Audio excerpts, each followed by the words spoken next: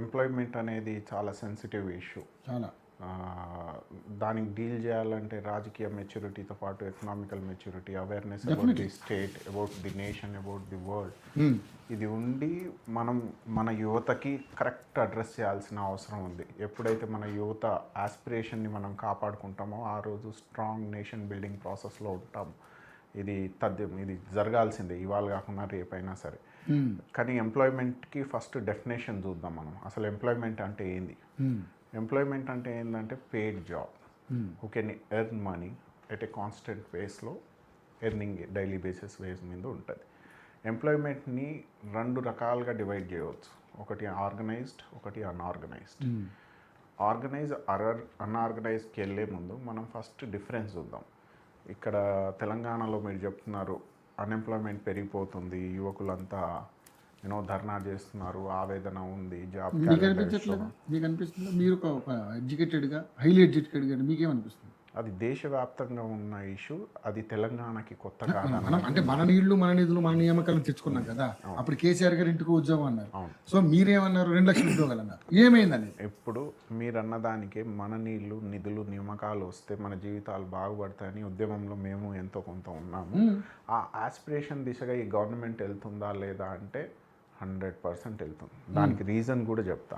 నేను employment definition చూపించుకొని ఎందుకు అంత సరళంగా చెప్తున్నా అంటే, ఇక్కడ సోదరులు ఉన్నారు, అన్నగారి పేరు ఉపేంద్ర గారు, లాంగ్ లాస్టింగ్ బ్యాటిల్ చేస్తున్నాడు ఉద్యోగాల నోటిఫికేషన్ రావాలని. ఆయన సెల్ఫ్ ఇంట్రెస్ట్లో మాట్లాడలే.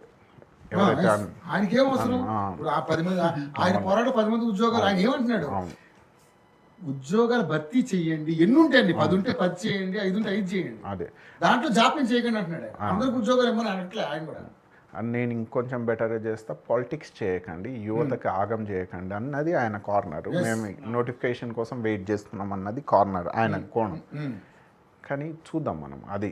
దానికి వెళ్ళే ముందు ఇప్పుడు పబ్లిక్ అండ్ ప్రైవేట్ సెక్టర్గా విడదీద్దాం ఎంప్లాయ్మెంట్ని. వాస్తవానికి గవర్నమెంట్ పబ్లిక్ సెక్టర్కి న్యాయం చేస్తుందా, ప్రైవేట్ సెక్టర్కి న్యాయం చేస్తుందా? ప్రైవేట్ సెక్టర్లో మళ్ళీ ఆర్గనైజ్డ్, అన్ఆర్గనైజ్డ్ చూద్దాం కన్నా ఇప్పుడు వచ్చేసరికి పబ్లిక్ సెక్టర్ ఎంప్లాయ్మెంట్ జనరేషన్లో ఈ గవర్నమెంట్ ఏం చేసింది వచ్చినప్పటి నుంచి, డిసెంబర్ నుంచి 2023 నుంచి ఇంతవరకు.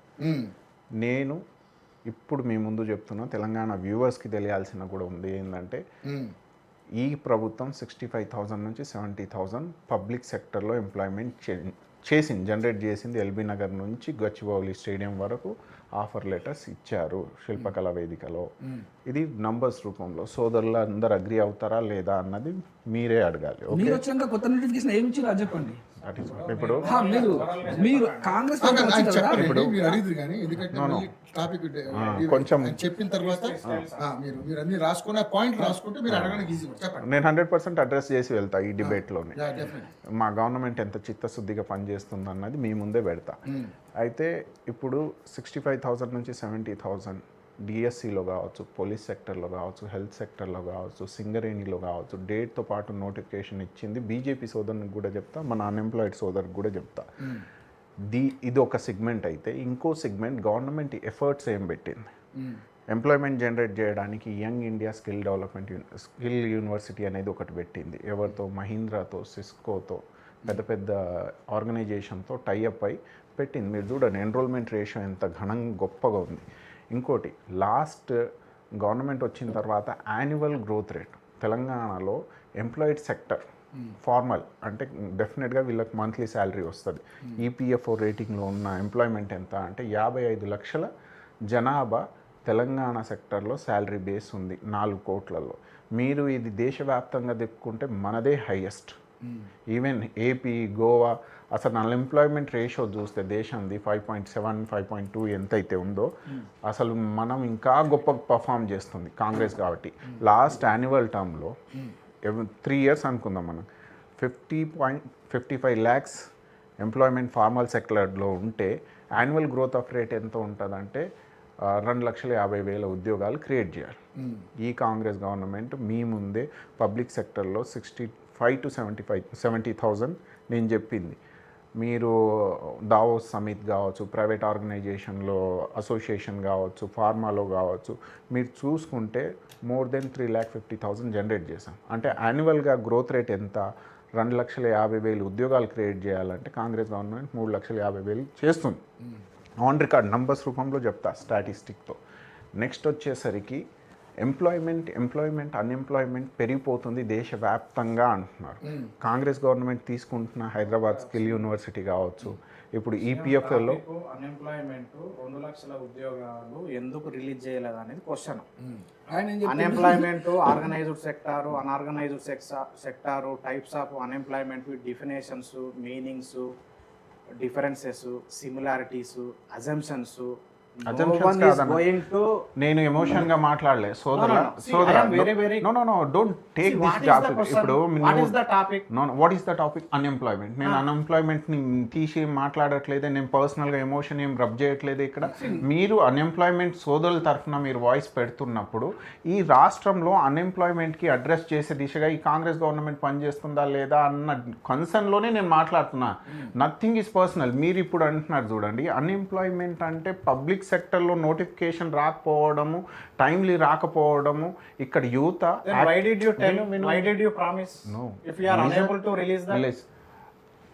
why people promise us you? Because with a welfare context in a larger public interest. సోదరా, ఇప్పుడు స్టేట్ రాష్ట్రం నడపాలంటే ఎకనామికల్ సెగ్మెంట్ చూడాలి నువ్వు, రైట్? పొలిటికల్ సెగ్మెంట్ చూడాలి నువ్వు, నీ గ్రోత్ జీడిపి రేట్ చూడాలి, నీ ఎంప్లాయ్మెంట్ రేషియో చూడాలి, పర్ క్యాపిటల్ ఇన్కమ్ చూడాలి. ఇవన్నీ చూసుకుంటూ అందరికీ సమన్వయం చేసుకుంటూ వెళ్ళాలి గవర్నమెంట్. ఆ దిశగా ఈ గవర్నమెంట్ వెళ్తుందా లేదా? నువ్వు రిపోర్ట్స్ రూపంలో, నేను చెప్తున్న నంబర్స్ రూపంలో నువ్వు రిపోర్ట్లో మార్కులు పెట్టు, కానీ అన్ఎంప్లాయ్మెంట్లో మేనిఫెస్టో ఇవన్నీ చర్చ పెట్టకుండా విశ్లేషణ చేయకుండా మేనిఫెస్టో రాసిరా ఖార్గే గారు కావచ్చు. ఇప్పుడు బాధ ఉన్నారు. నో మనం ఇండివిజువల్ గా చెప్పలేము. చూడు, అప్పు ఎంత ఉందని చూసుకోకుండానే everything is in ministry of finance. మాకు అప్పులు ఎంత ఉన్నాయని చెప్పి మాట్లాడతాం. బంగారు కుండలు తెలియకపోవచ్చు, కొన్ని ఆ ప్రభుత్వం, గత ప్రభుత్వం కొన్ని కప్పులు ఉండొచ్చు, తెలుసుండొచ్చు. రవి గారు, నేను అడ్రస్ చేయనా సోదరుల కన్సర్న్? నేను అడ్రస్ చేయనా? పొలిటికల్గా మనం మిస్ఓరియంటేషన్ జనాలకి ఇవ్వద్దు. సమాజంలో మీరు చేస్తున్న పని కరెక్టా కాదా మనం క్రిటిసైజ్ చేయాలి. ముందు గవర్నమెంట్ అప్రోచ్ మార్చుకుంటుందా లేదా అది చేయాలి. అసలు ముందు గవర్నమెంట్ అసలు పని చేయకుండా ఉందా అంటే దాని దగ్గర లెక్క లేదు. అన్న చెప్పినట్టు 65 నుంచి 70,000 పబ్లిక్ సెక్టార్లో డిఎస్సి నుంచి, పోలీస్ సెగ్మెంట్ నుంచి, హెల్త్ వరకు, సింగరేణి వరకు గవర్నమెంట్ నోటిఫికేషన్ ఇచ్చి ఎంప్లాయ్మెంట్ అపాయింట్మెంట్ ఆర్డర్ ఇచ్చి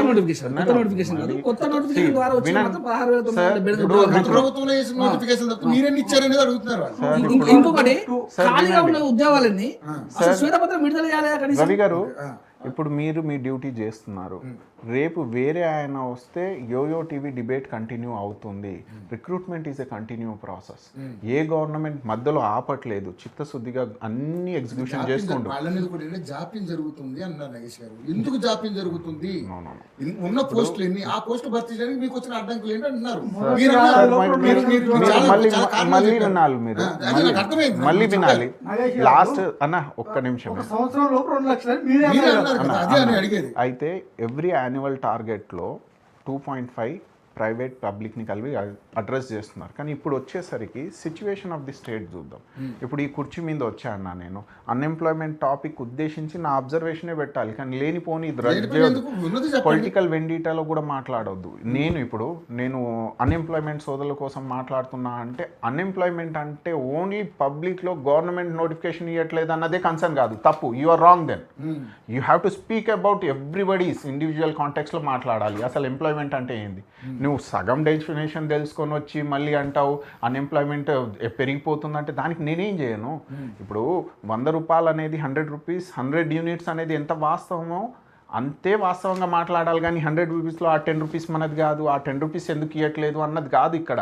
ఇప్పుడు మీరు ప్రీవియస్ ఇయర్ గవర్నమెంట్ చూద్దామండి. మనం ప్రీవియస్ బీఆర్ఎస్ గవర్నమెంట్ అద్భుతమైన యాక్టివిటీ తీసుకుంది. ఏం తీసుకుంది? 58 ఇయర్స్ నుంచి 61 ఇయర్స్ ఏజ్ ఎక్స్టెన్షన్ చేసింది రిటైర్మెంట్ కోసం. దానివల్ల అప్పుడున్న గవర్నమెంట్ ఎంత తెలివిగా ఆడింది తెలుసా? పోస్ట్ రిటైర్మెంట్ బెనిఫిట్స్ కొన్ని ఉంటాయి, 8,500 crores వాళ్ళకి చెల్లించాల్సి వస్తుందని వీళ్ళకే ఎక్స్టెండ్ చేసింది బీఆర్ఎస్ గవర్నమెంట్. అంటే అంత తెలివిగా పొలిటికల్గా ఉన్న ఎంప్లాయ్మెంట్ని పెంచడం వల్ల వేకెన్సీస్ అనేది తొందర క్రియేట్ కాదు. అది ఎవరికి నష్టం? రాబోయే యూత్ సంవత్సరం పెంచి వాళ్ళు పెద్ద తప్పు చేశారు. అదే కదా లేదు తప్పు చేశారన్నది మాట్లాడొద్దు మనం. లేదు sir, first of all notification అన్నా స్పష్టంగా ఇయర్ బై ఇయర్ ఇస్తే నువ్వు 25 years కే పెట్టు, ఎస్సీ ఎస్టీలకు కూడా 26-27 years పెట్టండి. ఇప్పుడు ఒక చిన్న లాజిక్ చెప్తా. See, I have studied. No, you might have studied. నేనేమంటున్నా అంటే అసలు శీర్షికకు సంబంధం లేదు. వాట్ యు ఆర్ టాకింగ్ శీర్షిక అంటే ఎనీ రిలేషన్ అంటే అన్ఎంప్లాయ్మెంట్ అంటే ఇప్పుడు I challenge you brother. Unemployment అనేది నేను మాట్లాడింది, నువ్వు మాట్లాడింది. No no no, listen to me. Why don't you understand? Listen somebody. నా అబ్జర్వేషన్ ఏంటంటే అన్ఎంప్లాయ్మెంట్ అంటే నాకు దేశం, రాష్ట్రం, ఆర్గనైజ్ అన్ఆర్గనైజ్ సెక్టర్ నాకు తెలిసిన ఎంప్లాయ్మెంట్ జనరేట్ చేయడమే. నాకు ఇది తెలియదు నువ్వు నోటిఫికేషన్ ఎందుకు ఇవ్వట్లేదు. ఆల్రెడీ 65 నుంచి 70,000 తీసుకుంది గవర్నమెంట్ ఎక్స్చెక్కర్ మీద బర్డన్ అవుతుంది. దానికి సమయానికి తగ్గట్టు నోటిఫికేషన్ ఇస్తూనే ఉంది. నువ్వు ఎందుకు ఇవ్వట్లేదు ఇప్పుడు కావాలి అని నువ్వు ఉద్యమం చేస్తున్నప్పుడు వినండి. శ్వేతపత్రం విడుదల చేస్తాను, శ్వేతపత్రం ఎందుకు విడుదల చేయలేదు సార్? వినండి, హామీ ఏమన్నారు?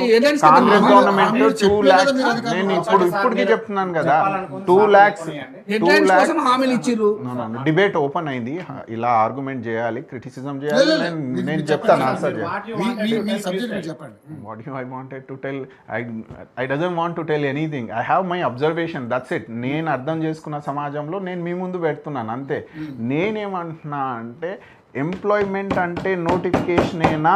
ఎంప్లాయ్మెంట్ అంటే ఫార్మా ఇండస్ట్రీలో, సర్వీస్ ఇండస్ట్రీస్లో, మ్యానుఫ్యాక్చరింగ్లో, ఎంఎస్ఎంఈలో, హ్యాండ్లూమ్లో ఉన్న ఎంప్లాయ్మెంట్ కాదా? మీరు క్లియారిటీ చేసుకోండి. ఈ గవర్నమెంట్ ఎంప్లాయ్మెంట్ జనరేట్ చేస్తుందని I'm challenging you on the debate in the media. You put it in the national media. అంతేగాని నోటిఫికేషన్ టైమ్లీ రాకపోవచ్చు, డిలే అవ్వకపోవచ్చు, కానీ 65 నుంచి 70,000 అయితే ఏదైతే గవర్నమెంట్ హానెస్ట్గా కమిట్ చేస్తుందో చేసుకుంటూ పోతుంది కదా. గవర్నమెంట్ పని ఏంది? 1 year లో అన్నారు కదా, 2 లక్షల ఉద్యోగాలు 1 year లో అన్నారు కదా. 2 లక్షల 3 సంవత్సరాల దగ్గరకు వస్తుంది. మరి ఎన్ని దేర్ కుడ్ బి డిలే. వినండి సార్, డిలే ఎందుకు అడుగుతున్నారు వాళ్ళు కూడా. మళ్ళీ ఇప్పుడు నేను ఇప్పుడే అంటాను, ఎంప్లాయ్మెంట్ ప్రతి ఒక్కరు ఐఏఎస్ క్రాక్ చేయరండి, ప్రతి ఒక్కరు గ్రూప్ 1 క్రాక్ చేయరు. బట్ ఆస్పిరేషన్స్ ఉంటాయి, అటెంప్ట్ చేస్తారు, బెస్ట్ బ్రెయిన్ వస్తుంది.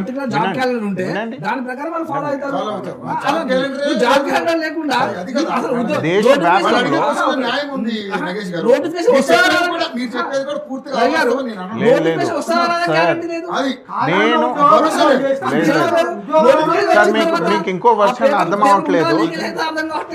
ఇంకో వర్షన్ మీకు అర్థం చేసుకోవాల్సింది ఏంటంటే, యువతకి ఆగం మన పొలిటికల్ గెయిన్ కోసం ఆగం పట్టిస్తున్నామా? మీరు ఒకసారి చూసుకోవాలి. ఇవి నేనైతే డిబేట్లో ఇక్కడ చర్చిస్తున్నాను. అంటే పొలిటికల్ గా యువత ఎవరిని ఆశ్రయించరు, వాళ్ళు ఉద్యోగాల కోసం వాళ్ళు కష్టపడుతున్నారు. మంచిది. సో మరి ఇందులో పొలిటికల్ పార్టీ ఎందుకు ఇన్వాల్వ్ అవుతున్నారంటే సపోర్ట్ తీసుకుంటున్నారు. ప్రతిపక్షంగా ప్రధాన ప్రతిపక్షాలు పోరాటం చేస్తే ప్రభుత్వం దిగొస్తుందనే ఉద్దేశం. సార్ మీకు ఒకటి చెప్పనా, నేను ఇందాక సోదరుడు అన్నారు కాంగ్రెస్ పార్టీ నిమ్మకు నీరెత్తకుండా ఏదేదో చెప్తున్నాడు. ఈ దేశం మొత్తంలో, ప్రపంచం మొత్తంలో gig worker association, gig worker bill ఈ తెలంగాణ రాష్ట్రంలో కాంగ్రెస్ పార్టీ ఫస్ట్ పెట్టింది. రాహుల్ గాంధీ మాట్లాడుతున్నారు వాళ్ళకి ఆర్గనైజ్ సెక్టర్లో తీసుకురావాలని. గిగ్ వర్కర్స్ అంటే ఎవరు? ఈ Swiggy, Zomato, Zepto, right, Rapido, వీళ్ళందరికీ సోషల్ సెక్యూరిటీ రావాలన్న కోణం ఈ ప్రపంచంలో ఫస్ట్ టైం రాహుల్ గాంధీ ఈ రేవంత్ రెడ్డి గారు బిల్ రూపంలో అసెంబ్లీలో పెట్టి. మీరు ఏం మాట్లాడుతున్నారు? ఎవరికి మీరు మిస్ఇన్ఫర్మేషన్ ఇస్తున్నారు? మీకు ఒక్కరి కోసం నోటిఫికేషన్ డిలే అవుతుందంటే అంత అన్ఎంప్లాయ్మెంట్ జరిగిపోతుంది తెలంగాణలో. మీకు ఇంకోటి చెప్పనా,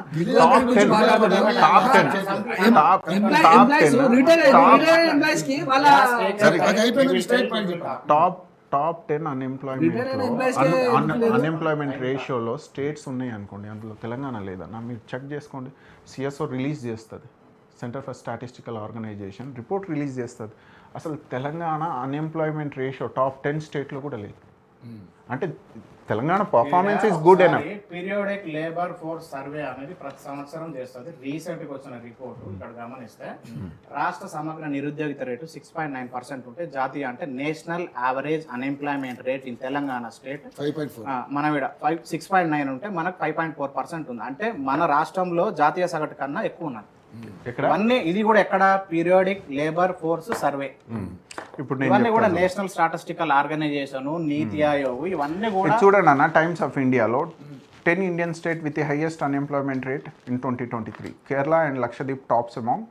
ఇప్పుడు చూడండి, లక్షద్వీప్, అండమాన్ నికోబార్, కేరళ, నాగాలాండ్, మణిపూర్, లదాఖ్, అరుణాచల్, గోవా, పంజాబ్, రీసెంట్ మాట్లాడు 2023 కాదు ఇప్పుడే మాట్లాడు 2023 కాదన్నా. ఇక్కడ చూడు, ఇప్పుడు రీసెంట్ 2026లోనే ఇప్పుడు నంబర్స్ రూపంలో అయితే టైమ్స్ ఆఫ్ ఇండియా రిపోర్ట్ తప్పు ఉండొచ్చు, ఆర్ ఈ స్టాటిస్టిక్ తప్పు ఉండొచ్చు, అయితే సోదరుడు చెప్పేది కరెక్ట్ అయి ఉండదు. నేను అనేది ఏంటంటే ఎంప్లాయ్మెంట్ అనేది అన్న, డూ యూ అగ్రీ? నేను ఒక క్వశ్చన్ ఇస్తాను మన ముగ్గురికే, మీరు కూడా రవి గారు ఇంక్లూడ్. అన్ఎంప్లాయ్మెంట్ అనేది మనకు ఒక్కరికే కాదు, ప్రతి ఒక్క దేశానికి ప్రాబ్లం ఉందా లేదా? అయితే అంత ప్రాబ్లంలో మనం ఎంత అడ్రస్ చేస్తున్నామంటే whether Telangana is addressing good or not మీరు చూసుకోండి. అదే మీరు నేషనల్ లెవెల్లో చూసుకుంటే ఇంతవరకు అడ్రస్ చేయలేదు. ఎన్ని పెరిగాయి, డిమానిటైజేషన్ వల్ల ఎన్ని ఎంఎస్ఎంఈస్ ఆగమయ్యాయి, మన హ్యాండ్లూమ్ ఎలా పోయింది, మన ఎక్స్పోర్ట్ ఎలా తగ్గిపోయింది, ఎవరు అసలు ఈరోజు ఈ సిచ్యువేషన్ క్రియేట్ చేసింది ఎవరు? పెట్రోల్ అంటే నేనే అన్ని రిలేటెడే నేషనల్ సెక్యూరిటీ సంబంధించి మాట్లాడుతున్నాయి నేషనల్ సెక్యూరిటీ సంబంధించి మాట్లాడుతున్నారు. నేను దేశ హితానికై మాట్లాడుతున్నా. నేను ఈ పొలిటికల్ కౌంటర్లో కాంగ్రెస్ పర్సన్ లాగా కూడా క్రిటిసిజం చేయట్లే. ఇప్పుడు మీకు అన్నారు ఓవర్సీస్ యాత్రలకు వెళ్ళొద్దన్నారు ఫారెన్కి. ఇప్పుడు టూర్ల మీద ఎవరు ఉన్నారు సార్? మీరు గ్రహించారు. I'm not diverting topic, I'm questioning my prime minister of India. Problem from Congress party. Understanding తప్పు.